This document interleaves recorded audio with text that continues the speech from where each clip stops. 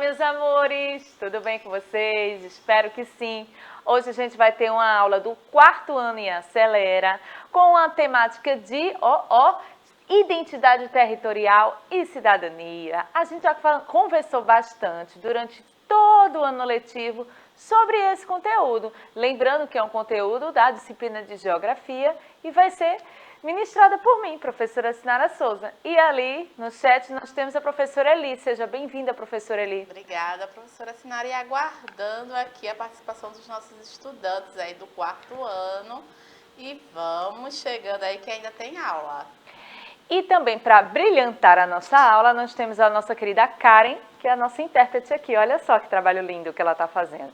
Então, gente, a gente já está chegando no final do ano letivo, tá todo mundo já um pouquinho cansado, né? Querendo férias, querendo aquele tempo de diversão, de brincadeira. Então, conta pra gente lá nas nossas redes sociais como é que tá aí a escola de vocês. A gente quer saber como é que vocês estão finalizando tudo, vocês estão se despedindo dos professores, dos seus colegas, até mesmo da escola, né? É um período bem legal esse também, esse período de festividades. E, gente, vocês sabem que eu já trabalhei isso aqui, eu só vou relembrar. Olha só, eu já falei aqui para vocês o que é identidade, já falei para vocês o que é território e já falei para vocês o que é cidadania. Será que vocês colocaram essas ideias que a gente discutiu aqui também em prática aí na escola de vocês? Será que vocês estão sendo bons cidadãos aí? Será? Então, vamos relembrar? Olha só, identidade não é só aquele documentozinho que a gente leva não, tá? Que a gente carrega na bolsa, não. Identidade é o conjunto de características que distinguem uma pessoa, uma coisa e por meio das quais é possível individualizá-las. Cada indivíduo é único, mas ele vive em comunidade, ele vive em uma sociedade. Então, eu citei aqui o exemplo, desse rapaz. Imagina, vocês estão vendo esse rapaz aí na rua e vocês querem caracterizá-lo. Então, olha só, a gente pode utilizar características físicas, que é o do nosso corpo. Como é que o nosso corpo se apresenta? Então, eu posso dizer o quê? Que ele é um homem, pelo que eu estou vendo, ele me apresenta ser um homem. Ele também apresenta ser o quê? Branco, que é o tom da pele dele, é branca. E também, olha, ele é alto. São 3 características físicas que eu estou dizendo para ele aqui. Se você fosse citar uma outra característica física, o que você poderia pensar? Você pensa em alguma coisa, professora Eli, quando você olha assim para esse boneco? E você poderia citar alguma outra característica que você pensa assim dele? Porque tem gente que poderia dizer, ele é moreno, né? Ele é louro. Tem gente que fala também da característica do cabelo, não é verdade? O cabelo dele é bem escuro. Olha aí, a professora ele já está falando, o cabelo dele é bem escuro, tá vendo? São características que a gente vai citando da pessoa. Essas são as características físicas do corpo, mas também existem as características pessoais, que nos transformam em indivíduos cada vez mais únicos e peculiares. Por exemplo, eu cito aqui que ele é uma pessoa alegre. Ele pode ser alegre, também ele poderia ser triste, mas aqui eu estou dizendo que ele é alegre. Ele também é medroso. Tem gente que tem medo de tudo, até de uma baratinha a pessoa já sai pulando por aí. Também ele é uma pessoa estudiosa, ele é uma pessoa que gosta de estudar. Por exemplo, se ele gostasse de festa, eu dizia que ele era uma pessoa festeira. Se ele gostasse de comer, eu dizia que ele era uma pessoa comilona. Então, características pessoais são coisas ou peculiaridades que nós temos e que nós gostamos de fazer, tá certo? Isso aqui é para poder caracterizar uma pessoa. E essa pessoa, ela vive em um território, ela vive em algum local. E graças a isso, também influencia as suas características individuais. O território, só para lembrar para vocês, é aquela grande extensão de terra. Pensa assim, o território é uma grande extensão de terra que pode ser um município, um distrito, um estado, um país, um continente, um planeta, um oceano. Tantos locais eu posso chamar de território, gente. Por exemplo, tem regiões que a gente pode também chamar de território, como região Nordeste, região Norte, região Sudeste. Tudo isso são locais, tá bom? Aqui eu já trouxe também para vocês essa parte aqui que eu falei um pouquinho do Recife, para vocês tentarem se localizar. Por que que é importante, professora Sinara, eu entender tudo isso? O que que isso tem a ver com a nossa identidade? Porque de acordo com o local que você vive, que você mora, isso influencia bastante nas suas características. Então, olha só, a gente mora no nosso país aqui, que é o Brasil, tá? Que é o grandão que a gente está vendo aqui. Depois a gente já diminui, a gente já vai para o quê? Para a região. A nossa região é o quê? Nordeste, nós somos nordestinos. Depois a gente já vai para o estado, olha, já diminuiu bastante, só tem aquela linha assim, né? Pernambuco é uma linha, um mapa. Então aqui, ó, Pernambuco é o nosso estado e a nossa cidade, que é bem pequenininha comparada ao nosso país, é o Recife. Então todas essas regiões, todos esses territórios também servem para nos mostrar um pouco as nossas características individuais, tá? E isso tudo tem a ver com a cidadania, porque você vive no coletivo, nós vivemos no coletivo. E a gente observa esses coletivos em vários locais. E um desses locais que a gente observa bastante é onde, gente? Na nossa escola. A escola é um excelente local para a gente aprender o que pode e o que não pode fazer no coletivo, porque ali na escola é onde nós aprendemos cada vez mais a socializar com pessoas diferentes da gente. Diferente das pessoas que estão na minha casa, diferente das pessoas que a gente tem o mesmo costume. Na escola, a gente começa a seguir determinadas ordens e padrões que são comuns para um bom funcionamento e andamento ali daquele lugar. A gente precisa dessa organização para a gente poder conseguir dar as nossas aulas, aprender. Tem também aqueles momentos de lazer, que são recreio. Tem aqueles momentos de socialização, que são a apresentação dos trabalhos, não é verdade? Tudo isso ali, ó, naquele espaço da escola. Então, só para vocês lembrarem, cidadania é a condição de pessoa que, como membro de um Estado, se haja no gozo de direitos que lhe permitem participar da vida política. Esse professora Sinara falou difícil agora. O que eu quero dizer com isso aqui? Eu quero dizer que você pertence a um Estado, no caso, você pertence a um país aqui, e você tem direitos por estar nesse país, você tem direitos a pessoas que estão nesse local. Principalmente se você nasceu ali. Se você nasceu ali é que você vai ter os direitos garantidos mesmo, tá certo? Então, as pessoas, olha só para lembrar aqui, ó.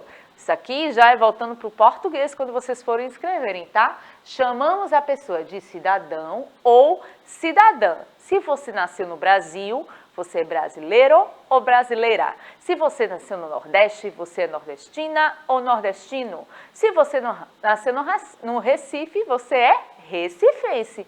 Muitas pessoas que moram em outros locais nasceram aqui no Recife, mas, por exemplo, moram em São Paulo, moram em Rio de Janeiro, e muitas pessoas também se acham um pouco ligadas àquela cidade, àquela região, e se consideram, usam a terminologia daqueles estados. E muita gente de fora que mora aqui diz assim, eu sou recifense de coração, porque se identifica com a cultura, com o local. Isso também é muito bom, é bem legal. Então, já que a gente já sabe os conteúdos, o que significam essas palavras, a gente vai relembrar um pouquinho mais sobre identidade territorial e cidadania, tá certo? A população brasileira é bastante miscigenada. Isso ocorreu por quê? Por causa de mistura de diversos grupos humanos que aconteceu aqui no nosso país, que a gente já trabalhou aqui bastante também. Foram inúmeras raças que favoreceram a formação do nosso povo brasileiro e a gente tem que agradecer a contribuição de todas. Lembrando que não é a minha, não me cabe, mas eu tenho que respeitar, tá? Vamos lembrar os principais, assim, que a gente sempre fala, são os povos indígenas, os povos de origem africana e os europeus também, que fizeram parte do início Brasil pré-colonial e colonial, que foram formando cada vez mais a identidade. Depois foram chegando, sim, outros grupos, mas inicialmente a gente teve esses três, tá bom? Então, eu já falei para vocês bastante aqui sobre os grupos indígenas. Eles são os nossos primeiros povos, eles são os guardiões das nossas florestas, eles são os guardiões das nossas riquezas naturais. E cada vez mais a gente tem voltado para a cultura indígena para aprender e para preservar essas regiões. tá? Os povos indígenas, antes do descobrimento do Brasil, já habitavam aqui essa região. Por que a gente fala descobrimento? Não foi bem um descobrimento, eu digo que foi um descobrimento dos europeus, porque as pessoas já moravam aqui, não é, professora Eli? Como é que as pessoas iam descobrir o que eles já moravam? Exatamente, não foi uma descoberta, depois alguém já morava aqui, né? Que são os povos de origem. Já existiam pessoas aqui. É verdade. E muitas pessoas falam isso porque queriam menosprezar a cultura indígena, dizendo que eles não eram importantes. Eles são, sim, muito importantes e devem ser cada vez mais valorizados, tá? E quais são esses povos que andavam por aqui, principalmente na região Nordeste, aqui em Pernambuco? Eu tenho os tapuias, os macrogês e os tupis. Bem interessante esses nomes, né? São as terminologias bem interessantes. Existiam vários, tá, gente? E aqui eu estou dividindo ele pela forma que eles falavam. Então, a gente divide nesses 3 grupos, mas existiam vários povos diferentes, tá certo? No passado, a população indígena era de quase 2 milhões de pessoas. Era muita gente que já morava aqui. E, graças a isso, foi necessário, para as pessoas lembrarem como era importante, teve muita luta, teve muito embate, para começar a ter o quê? Reservas indígenas, que são regiões que esses povos podem viver mais tranquilamente, tá? Essas terras indígenas, segundo a legislação brasileira, são aquelas tradicionalmente ocupadas pelos povos indígenas do Brasil. E elas são habitadas em caráter permanente, o que significa que eles não podem ser tirados de lá e são utilizados para as suas atividades. O que eles quiserem fazer lá, eles podem fazer, tá certo? E eles influenciaram muito a nossa cultura. A gente pode ver, por exemplo, o nome dos rios da gente aqui, ó, foi influência do povo indígena, Capibaribe, Beberibe, Tegipió. A gente tem essas palavras e muitas outras palavras indígenas que influenciam o nosso vocabulário, os nossos hábitos alimentares. Olha, quem é que não gosta de uma mandioquinha? Ou uma vulgo macaxeira? A gente chama de macaxeira, né? O pessoal que chama de mandioca. Tem o caju, tem a tapioca, tem os peixes, tudo, ó, refeição deles, maravilhosa. E a rede? Quem é que não gosta de uma rede? Deitar lá na rede, maravilha, né? Cultura indígena também, tá certo? Outro povo que a gente não pode deixar de falar são os de origem africana, gente. Ele foi um grupo humano que, infelizmente, foi trazido para cá, para o Brasil, em especial outro século 16 ao 19, eles não foram trazidos para cá de forma voluntária, foi uma forma involuntária. Eles foram, infelizmente, de uma forma muito ruim, muito negativa para o Brasil e ainda hoje a gente sofre as consequências. Alguns desses povos que vieram para cá, os iorubás, os daomenos e os congoleses, tá? E olha, nesse período que eles vieram para cá, dessa forma que eu falei, eles desembarcaram no Brasil milhões de negros africanos que vieram para o trabalho escravo, gente. E eles vieram para trabalhar principalmente aqui na cana-de-açúcar e no café, no cultivo dessas manufaturas, tá certo? Que a gente está vendo algumas imagens daquele período, que também foi um período de muita resistência, que nessa resistência a gente se viu através dos quilombos. Os quilombos eram comunidades formadas por essas pessoas escravizadas que fugiam das fazendas onde elas estavam. E elas se reuniam e se transformavam esses lugares em centros de resistência, dos quais as pessoas escravizadas escapavam desse trabalho forçado. Era uma forma deles poderem resistir. Mas o que foi de bom que teve nessa história toda? Olha só, a alimentação que eles trouxeram, maravilhosa. Ó, um inhamezinho, um angu, que tem muita gente que gosta, um vatapá, que eu amo, e leite de coco. Leite de coco é bom botar em tudo que é comida, pode botar em tudinho, que fica uma maravilha, né? E, gente, tem aquelas palavrinhas africanas que eu também trouxe aqui para vocês, olha, quitanda, fubá, cuíca, aquele cafunézinho que a gente gosta. Então, tudo isso, olha só, de origem dos povos africanos, bem interessante, né? E também a gente teve os povos europeus que vieram para cá, naquele período de expansão territorial que eles tiveram, e eles trouxeram para cá os seus costumes. Porque quando eles chegaram no Brasil, um dos primeiros povos que chegou da Europa foram os portugueses, tá certo? E eles trouxeram muito consigo a sua tradição e a sua cultura. Mas também tivemos os holandeses e os ingleses que tiveram grande influência aqui no Recife. E esse processo de colonização no Brasil foi consequência justamente dessa expansão marítima que eu falei aqui para vocês, que foi realizada até pelos portugueses, tá certo? Mas também, olha, lembrando que eu falei para vocês que existiram outros povos também que vieram para cá.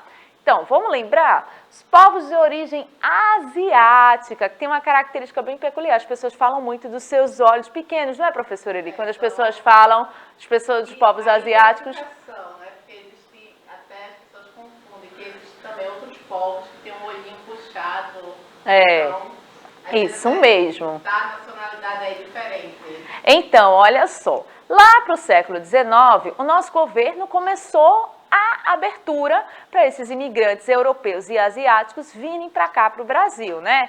E eles também tiveram grande influência no nosso território. Uma que eu acho muito fofinha, que sempre tem, por exemplo, a Feira Japonesa do Recife, que ocorre em novembro aqui na nossa cidade, que tem lá, eles aparecem mostrando, né, bastante da cultura deles, tá?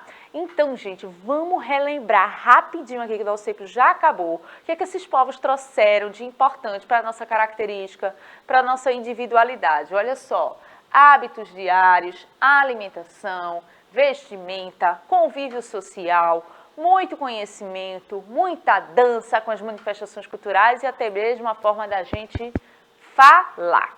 Tá? Essa aqui era a atividade que eu ia fazer, mas o nosso tempo acabou, professora Eli, olha só. Passou muito rápido e, aliás, esse ano passou muito rápido. Deixa eu falar aqui que a Yasmin está dizendo aqui que amanhã eu vou receber minhas provas. Eu passei, tenho certeza vou para o 5º ano. Parabéns, Yasmin! Muito sucesso para você do 5º ano. Lembrando a vocês que a aula do 5º ano está chegando. Se vocês quiserem fazer essa peteca aqui que eu trouxe, que é um brinquedo de origem indígena, tem aqui, ó, vocês vão precisar do jornal, do barbante e da tesoura para fazer essa bolinha aqui, ó. Amassa o papel, coloca uma folha amassada dentro da outra, faz essa bolinha, ó, passa um barbantezinho aqui nessa pontinha e começa a brincadeira. Então, gente, aproveita, Yasmin, que a aula do 5º ano está chegando. Fica aí para assistir. Um beijo grande para vocês e até a próxima aula. Tchau, tchau.